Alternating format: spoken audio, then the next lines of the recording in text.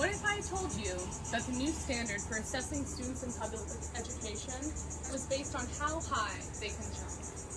Seems pretty ridiculous to me. How about you guys? Raise a hand.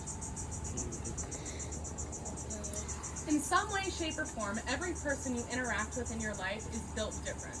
From their appearance to the way they act, or even the way that they talk, is unique to every person. So why in public education are students expected to learn in the same way?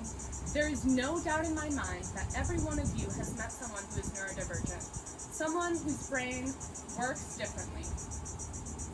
When I was in the 5th grade, I was diagnosed with ADHD and dyslexia. Neurodiversity has directly affected my life. So I've chosen to use that as my advantage while in college. By writing a few research papers as well as this speech, has required me to do copious amounts of research on neurodiversity. Neurodiverse students need different support in their educational career to succeed to their full potential in the education system, built for and by neurotypical people. We need to have an individual learning plans for students that take into account a psychiatric evaluation so we know where to start. Today, I'm going to tell you about why better supporting neurodiverse students will better support all students in our public education system. This support does require action. Making decisions to better fund public education is our first step to gaining psychiatric evaluations in schools. Let's kick it off by defining what neurodiversity even is. According to the Oxford Dictionary, neurodiversity is a range of differences in an individual's brain function and behavioral traits, regarded as part of normal variation in the human population, used especially in context of autistic spectrum disorders.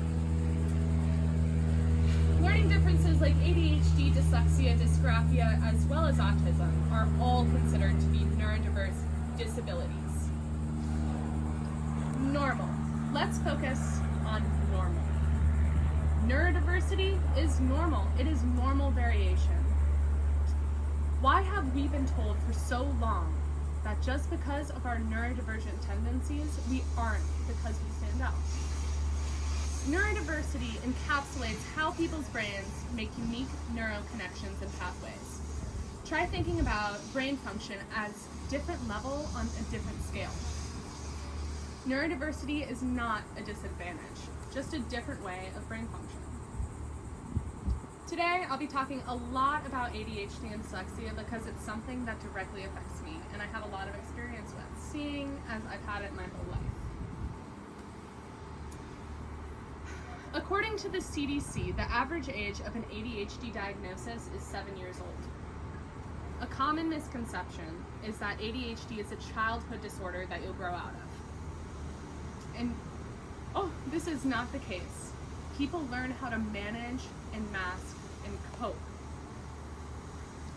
and not confining them to a single way of an academic learning curriculum. So why don't we work on teaching children how to navigate the way that their brains work in school to better support every student's individual educational success by not conforming them to a single way of learning academic curriculum? So you might be asking yourself, now why do I need to be curating education for students with learning disabilities if there's already a special education classroom? Well, I went through 11 years of my life not knowing why I struggled so much with learning how to read. While I was in the 5th grade, watching my best friend have no problem reading high-level high school books, while I struggled to read a 3rd grade level book. I came to terms with the fact that I was just stupid, unable to perform at the level of my peers, being put into reading groups that were full of kids who chose not even to try when I was trying my hardest to even hang on to where they were. This all changed when my parents decided that I needed a psychiatric evaluation to see what was going on. After this, we found that I had so much struggle with reading because I was dyslexic.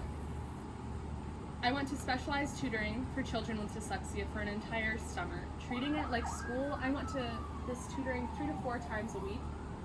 But in that summer alone, I took my reading level from a 3rd grade to a 7th grade, being ahead of the game from when I started middle school.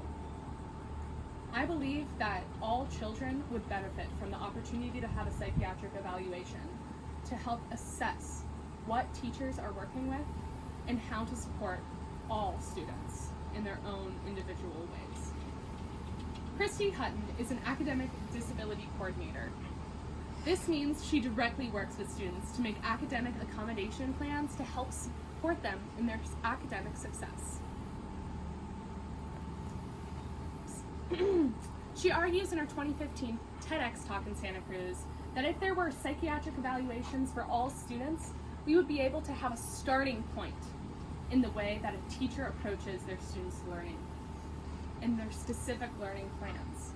By understanding and playing to a student's advantages and strengths in education, and not just taking a shot in the dark for your start point. My personal experience is not uncommon, as you may think.